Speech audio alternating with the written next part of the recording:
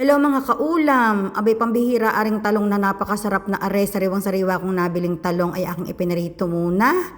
Pagkatapos ako'y may bakar barakudang isday ipinirito ko din at ari paborito ng asawa ko. Ako'y naubusan ng toyo mga kaulam, kaya ang sausawa ng aking talong ay lemon at kaunting asin lamang. Tapos nakabasmati rice na naman. Plano ko nga mga kaulam bumili ng jasmine rice dahil miss na miss ko na ang ating kanin. Forever kaming basmati mga kaulam dahil meron kaming libreng supply niyan. May nagbibigay sa amin niyan na salamat sa Diyos, alhamdulillah, na halos talaga namang 1 year round, hindi kami nauubusan. Minsan ang dami pa, pero nagpapadala talaga sila sa amin parati. Ang nagbibigay sa amin niyan ay best friend ng aking biyanan na Iranian din sila pero lokal sila dito sa UAE. So parati-parati tatawagan niya ang asawa ko. Pag dumawag yun sa asawa ko, ibig sabihin may ipapapick up siyang bigas.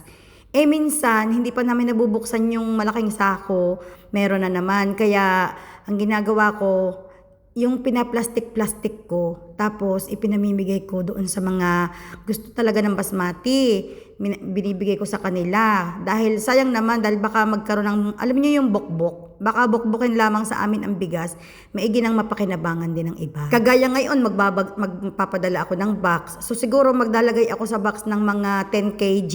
Ilalagay ko sa plastic. Pag sasapin-sapinin ko ng plastic at nang hindi mabutas at baka sumabog sa box.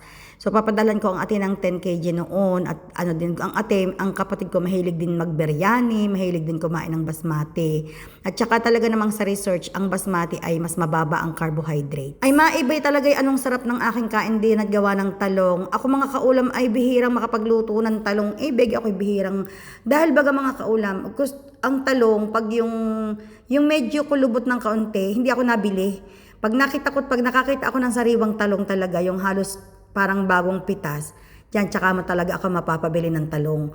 At masarap diyan, prito o kaya yung isasapaw mo doon sa sinaing na isda. Naku po, Diyos ko po, mahigpit. Gusto ko sanang magtorta, ayaw naman ang asawa ko ng torta. Ayaw daw niya ng tinutorta ang talong. Gusto daw niya prito lamang o kaya ensalada. Yun lamang ang gusto niya. O kaya yung ilalagay sa gulay, yan. Pero ayaw talaga ng torta. Ewan ko kung bakit. Ako ay mag-isang nakain dahil for the first time ay naunahan ko silang umuwi.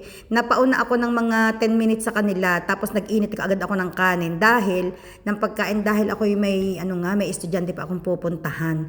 Sabi ko mauna na akong kumain sa iyo. Total parehas lang naman din ang ating uulamin. Wala naman tayong lamangan. Hindi naman kita malalamangan kaya ako'y uunan na. Nung habang ako'y nakain na iyan, ay di ang asawa ko'y nagbihis, magdadasal pa iyon.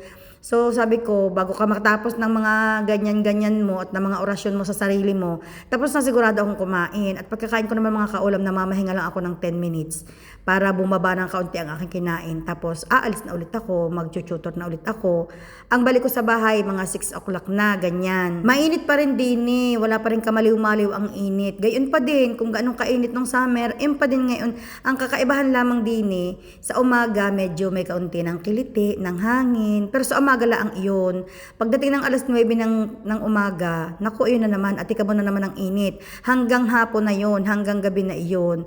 So, pausod-usod ng kaunti, ang lamig sa umaga, o siguro by after mga 2 weeks, iba-iba na yan. May kumbaga hanggang alas 10 na, pwede nang lumabas. Sabi ni Kim Cho, bawal lumabas. Sige na, diyan na kayo mga kaulam. Mahigpit ang sarap ng aking ikinain na iyon.